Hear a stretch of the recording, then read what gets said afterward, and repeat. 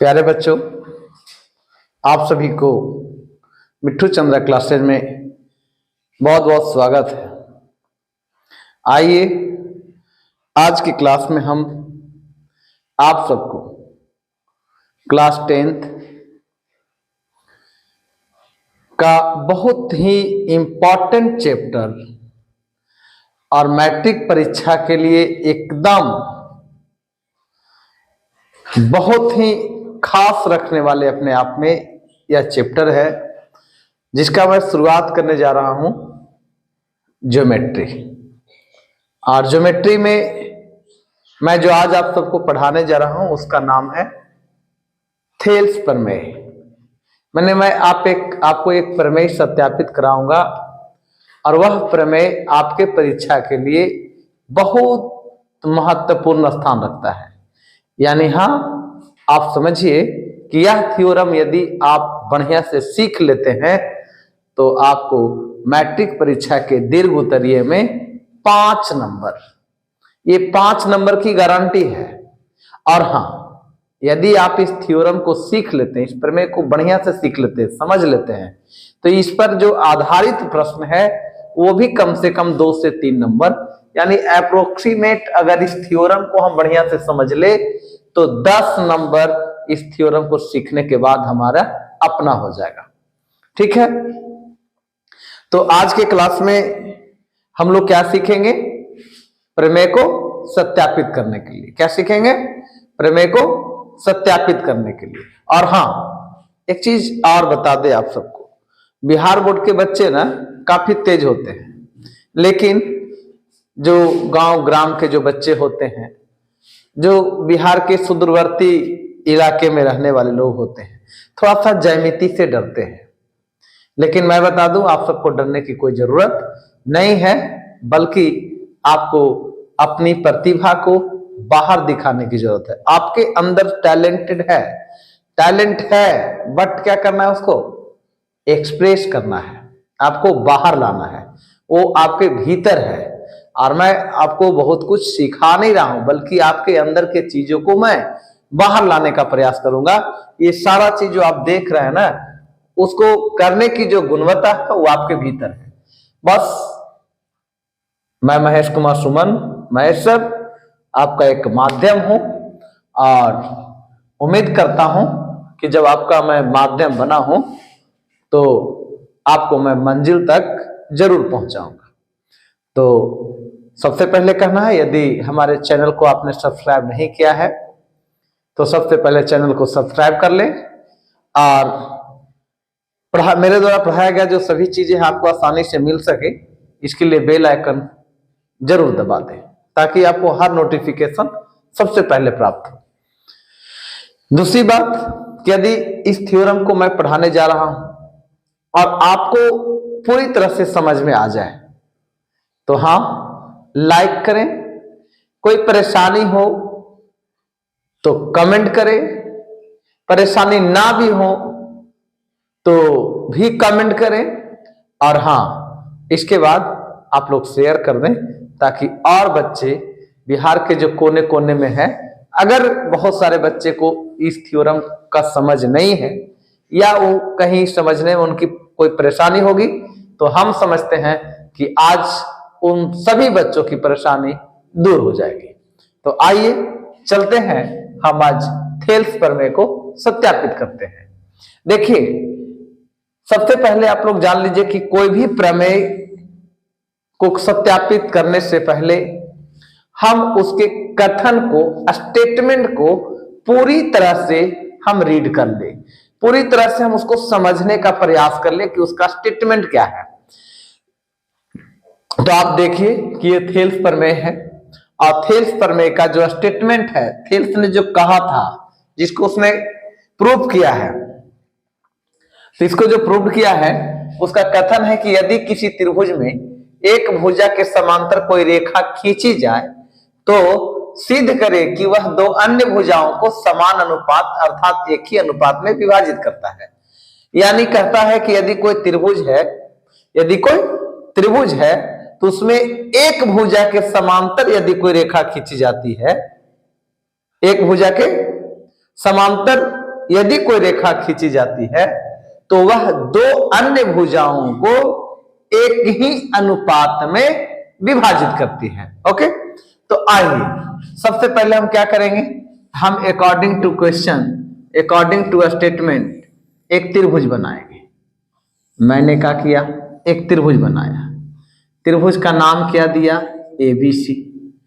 कह क्या रहा है बच्चा, मैं समझाऊंगा आप सबको और आप लोग समझने का प्रयास करेंगे। और हाँ देख बेटा, मगध वाला लोग तो नहीं, मगहिया अंदाज में भी पढ़िए और मन लगा के पढ़िए, एकदम जबरदस्त है, जानदार शानदार जिंदाबाद एकदम। देखो एकदम डरने की जरूरत नहीं है, मैं बार बार कह रहा हूं। देखिए अब क्या है कि थेल्स प्रमेय को हम सिद्ध करेंगे, तो थेल्स प्रमेय को जब सिद्ध करेंगे तो सबसे पहले उसके स्टेटमेंट को आपको ध्यान में रखना है। क्या ध्यान में रखना है, क्योंकि वहां आपके परीक्षा में ये नहीं आएगा कि आप थेल्स प्रमेय को सत्यापित करें, बल्कि यह आएगा कि आप सिद्ध करें कि यदि किसी त्रिभुज में एक भुजा के समांतर कोई रेखा खींची जाती है तो वह दो अन्य भुजाओं को एक ही अनुपात में अर्थात समान अनुपात में विभाजित करती है।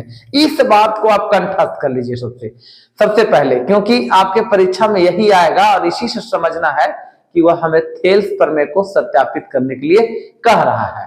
थेल्स ने कहा था कि यदि किसी त्रिभुज में एक भुजा के समांतर कोई रेखा खींची जाती है तो वह दो अन्य भुजाओं को समान अनुपात में विभाजित करती है। क्या करती है, समान अनुपात में विभाजित करती है।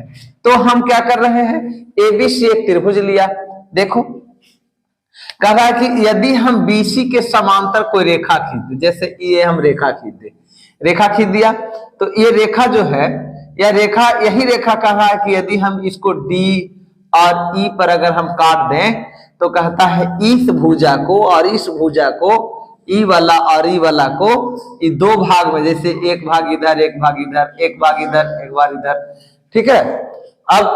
अब देखिए क्या है कि कंडीशन यहां बन रहा है कि ये पार्ट और ये पार्ट, ये दोनों का जो रेशियो होगा ना वो इक्वल होगा। तो अब हमको सिद्ध करना है, हम ये नहीं कह रहे हैं कि केवल इस भुजा के समांतर। आप देखिए हम छोटा सा त्रिभुज बना के दिखा रहे हैं। आप चाहे तो ए है, बी है, सी है। आप अभी हम BC के समांतर रेखा खींचा है, आप चाहे तो AC के समांतर भी रेखा खींच सकते हो, कोई दिक्कत। अगर AC के समांतर खींचेंगे तो ये भुजा और ये भुजा दो पार्ट में बट रहा है, और ये दोनों का जो रेशियो होगा, ये दोनों का जो अनुपात होगा, इसका अनुपात और इसका अनुपात दोनों बराबर होगा। एक हम त्रिभुज और फिर बना देते हैं। देखिए अभी हम क्या किया था, AC के पैरेलल हम एक रेखा खींचा था, इसमें क्या क्या BC के पैरेलल खींचा। अब इसमें जो है AB के पैरेलल हम खींच देंगे, तो यहां पर D बनेगा, यहां पर E बनेगा, या हम P और Q कुछ मान सकते हैं। किसी प्रकार की कोई बाध्यता नहीं है कि आपको D और E ही मानना है।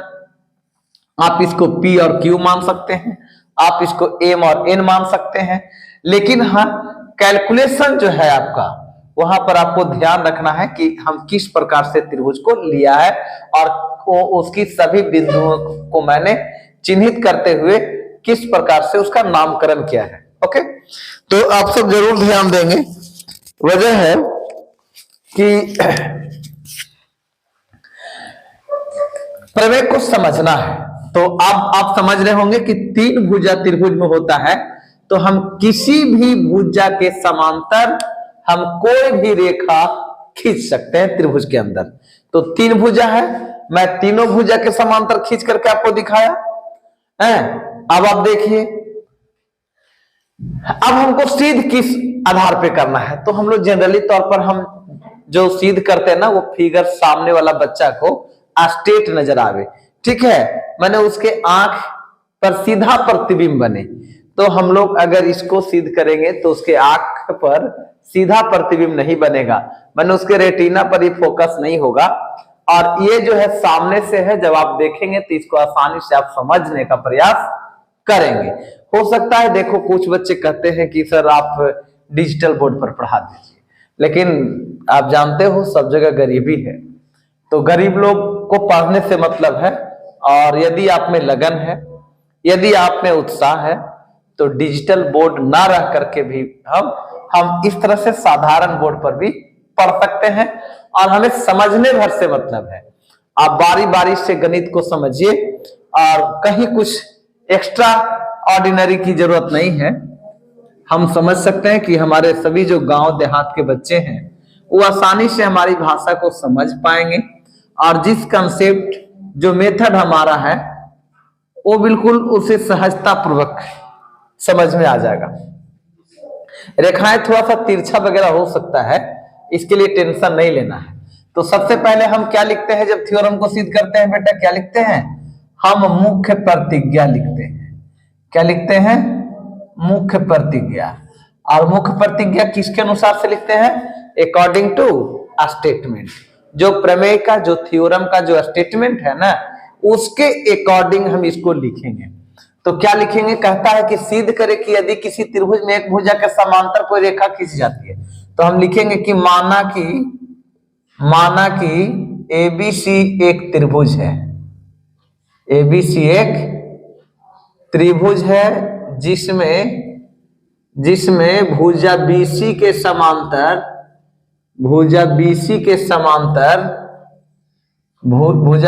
समांतर डीई एक रेखा खींची गई है। डीई एक रेखा खींची गई है जो भुजाएं किसको?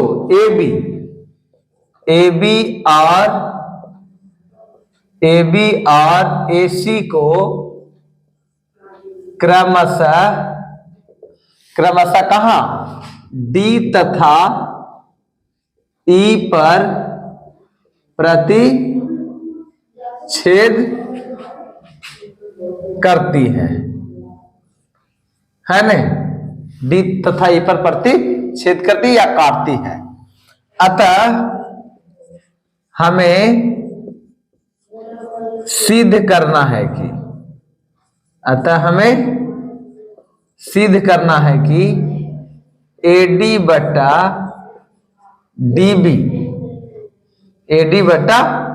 डीबी बराबर एई बटा ईसी। अब देखिए, यही चीज हमको अभी तक करना था कि इस भुजा को जो डी पर काटने के बाद ये दो भाग में बट गए, एडी और डीबी, तो दोनों का अनुपात ई दोनों के अनुपात के बराबर होगा। ये उसका कंटेंट कह रहा है।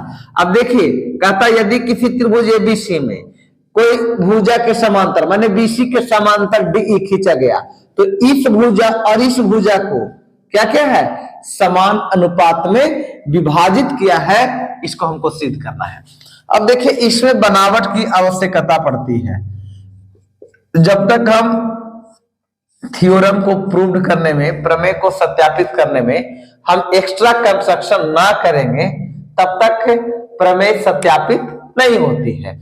तो सबसे पहले हमें ध्यान में रहना चाहिए कि पहले हम उसके कंटेंट के अकॉर्डिंग हम लिख लिया, जो हमको सिद्ध करना था उसको भी लिख लिया। लास्ट में जो आता है वो कंस्ट्रक्शन होता है। तो इसमें करना क्या है? डी से ये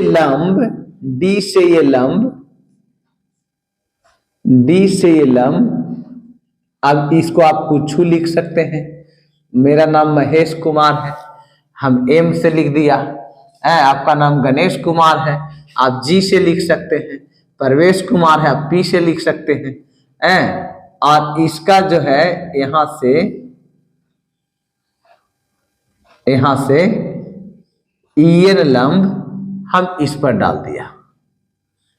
ठीक है, ध्यान दीजिए, ये लंब डाल दिया। और फिर क्या किया?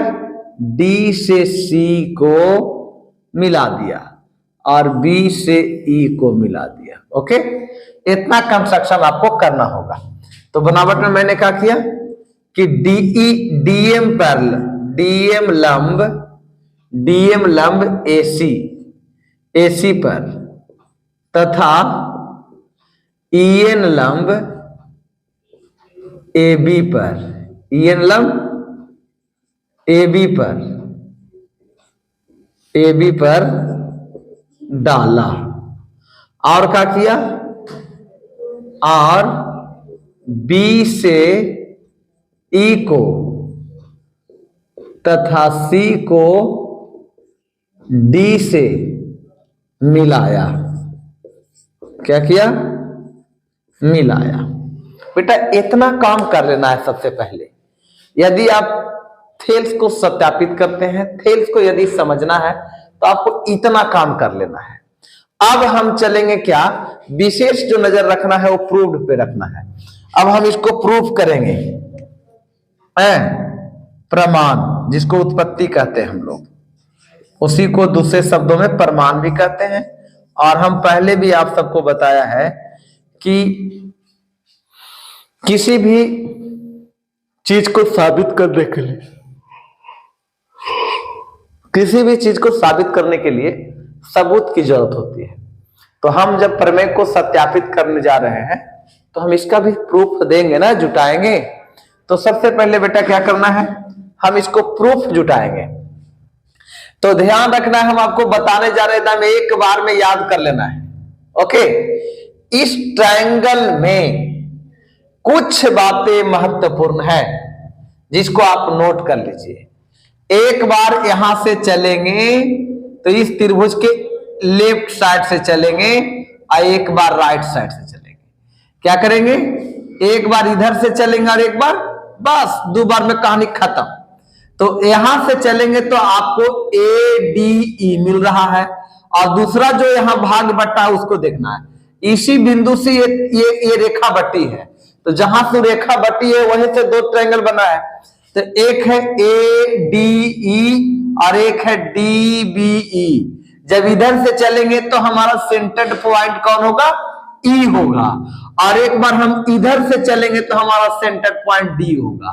ओके, आप ध्यान दीजिए, यहां से चलेंगे तो ADE हो गया, और यहां से चलेंगे तो DBE हो गया, और यहां से चलेंगे तो AED हो गया और ECD हो गया। ओके, तो आप समझिए कि टारगेटेड करना है हमको। तो प्रूफ में चूंकि DE पैरेलल BC दिया हुआ है, ये दिया हुआ DE पैरेलल BC दिया हुआ है। अब हम क्या करेंगे, इसलिए त्रिभुज ADE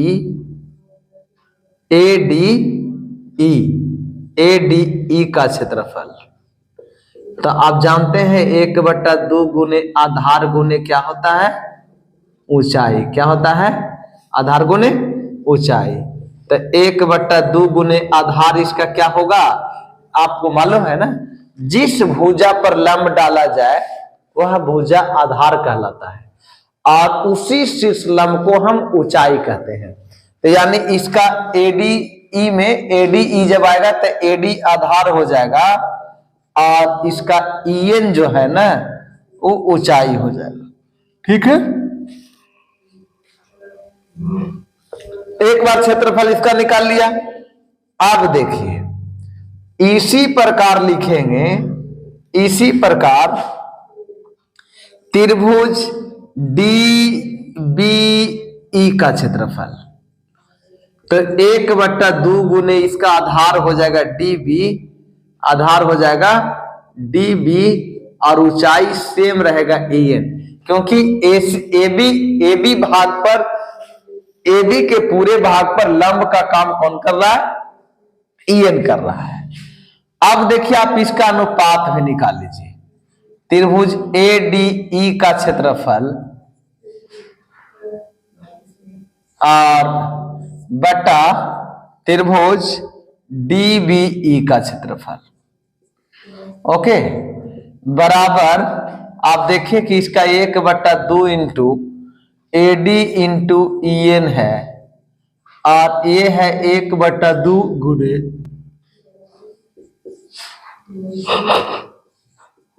AE गुने, क्या है, DB गुने EN।